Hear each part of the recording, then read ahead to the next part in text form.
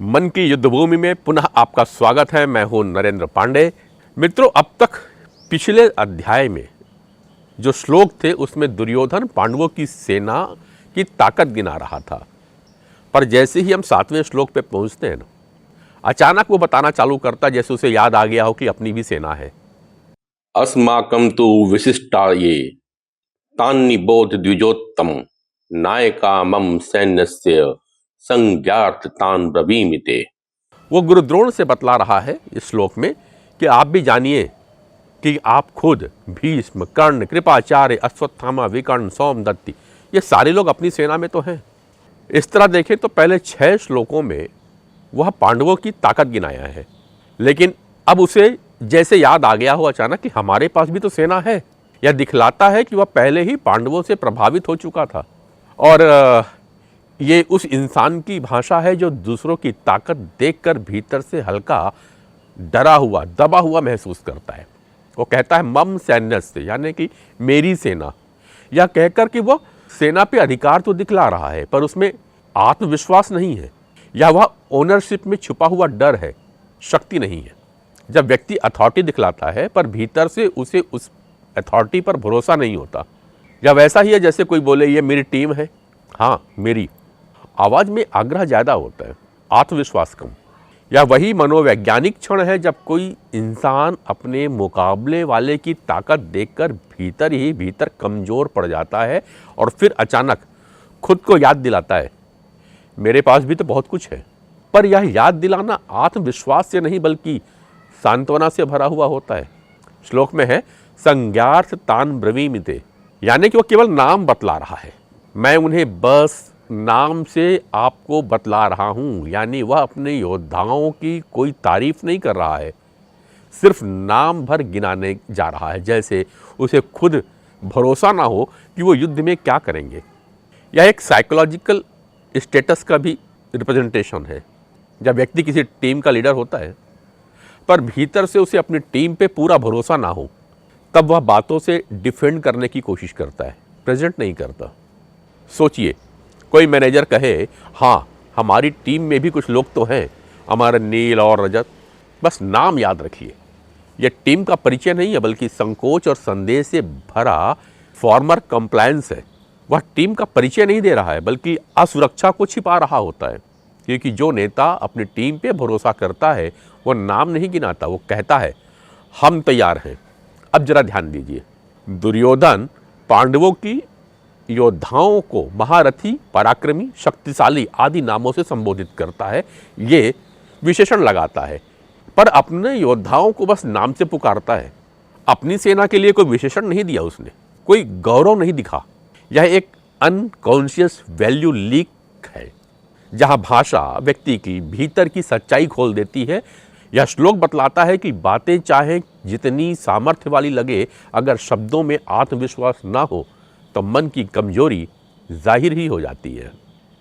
भवान् भीमश्च कर्णश्च कृपश्च समितञ्जय अश्वत्थामा विकर्णश्च सोमदत्त अस्ति इथैव च। अर्थात आप यानी खुद गुरु द्रोण, भीष्म, कर्ण, कृपाचार्य, अश्वत्थामा, विकर्ण और सोमदत्त, ये सब मेरी सेना के श्रेष्ठ योद्धा हैं। यहां गौर करिएगा, सबसे पहले दुर्योधन गुरु को संबोधित करता है भगवान यानी आप, सीधा और स्पष्ट एकदम प्रथम स्थान पर रखता है। यह सम्मान नहीं है बल्कि स्मरण के माध्यम से बंधन दे रहा है। वह गुरु को याद दिलाता है कि आप मेरे साथ हैं, यानी अब आपकी जिम्मेदारी है, आपका विकल्प नहीं।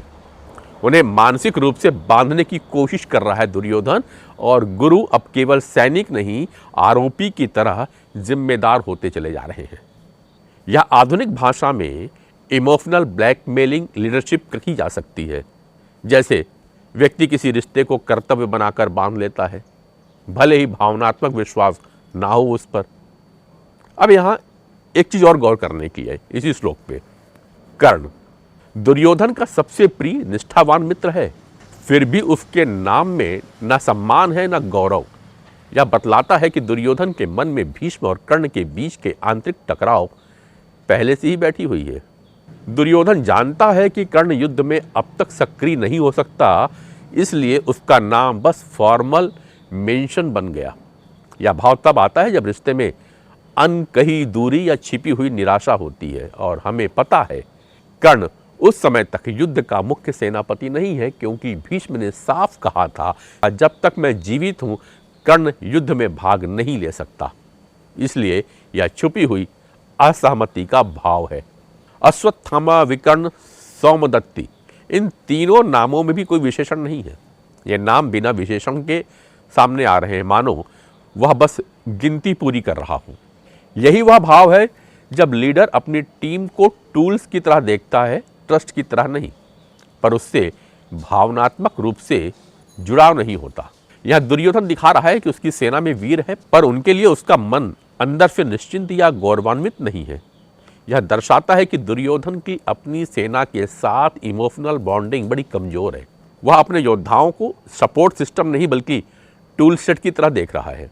तो मित्रों, आज की कारपोरेट दुनिया की अगर बात करें तो कुछ पल के लिए मान लीजिए कि किसी कारपोरेट का सीईओ कहे, आप हैं मेरे चीफ स्ट्रेटजी ऑफिसर, फिर सीएफओ, एचआर हेड और प्रोडक्ट मैनेजर, और हाँ, मार्केटिंग हेड भी। यह सुनकर मार्केटिंग हेड को कैसा लगेगा? बस नाम भर लिया यार, क्या मैं कोई भीड़ का हिस्सा हूं? और यही बातों को इन तमाम श्लोकों में बतलाया गया है कि बराबर सम्मान ना देना या बराबर परिचय ना देना लीडर का कॉन्फिडेंस कमजोर दिखाई पड़ता है। अब जरा अगले श्लोक को भी देखते हैं। अयनेषु च सर्वेषु यथा भागम अवस्थिता भीष्म एव अभिरक्षन्तु भवन्तः सर्व एव ही। श्लोक का सीधा अर्थ निकलता है कि आप सब योद्धा अपनी अपनी जगहों पर स्थित रहकर हमारे सबसे बड़े योद्धा यानी कि भीष्म पितामह की रक्षा करें, केवल भीष्म की रक्षा। यह बड़ा दिलचस्प है। सेना लाखों की है, युद्ध असीम है, पर दुर्योधन सब योद्धाओं से कहता है भीष्म की रक्षा करो। यह सिर्फ आदेश नहीं है, यह स्वीकारोक्ति है कि मेरी सेना की रीढ़ केवल भीष्म है।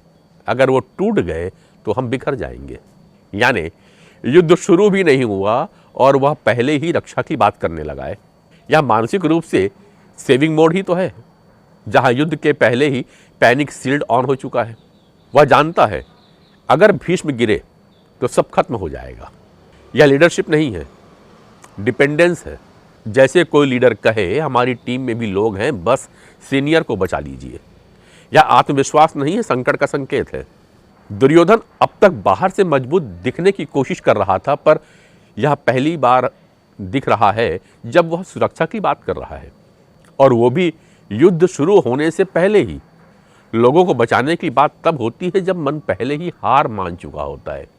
मित्रों, यह वह लीडरशिप नहीं है जो कहती है कि हम हमला करेंगे, बल्कि यह वह लीडरशिप है जो कहती है कृपया मेरी सबसे मजबूत दीवार को गिरने से बचा लीजिए। यथा भागम अवस्थिता, सब अपनी अपनी जगह पर रहिए। यह एक डिफेंसिव डिप्लोमेट है, यानी आक्रमण की मुद्रा नहीं बल्कि जो है उसे कैसे बचा लिया जाए, यह वाला भाव यहाँ पे दिखता है। यह वह समय होता है जब युद्ध के पहले ही सेविंग मोड ऑन हो चुका होता है। अक्सर हमारे साथ भी यही होता है, जब व्यक्ति भीतर से जानता है कि उसके पास एक्सटर्नल रिसोर्सेस यानी सेना तो है, पर इंटरनल कोहेरेंस यानी मन का भरोसा नहीं है, और इसलिए वह सर्वाइवल डायरेक्टिव जारी कर देता है, जो मैनेजमेंट की भाषा में पैनिक सील्ड कहलाती है।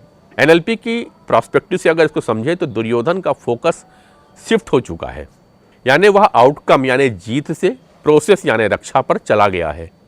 एनएलपी की भाषा में कहें तो where focus goes energy flows, यानी अब उसकी ऊर्जा सुरक्षा में जाएगी, सफलता में नहीं।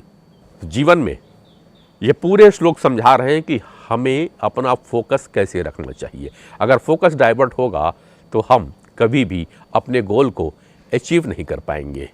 तो ऐसे ही भगवत गीता के श्लोकों को समझने के लिए, मनोविज्ञान की दृष्टि से जानने के लिए जुड़े रहिए मेरे साथ में। फिर मिलूंगा अगले एपिसोड में। नमस्कार।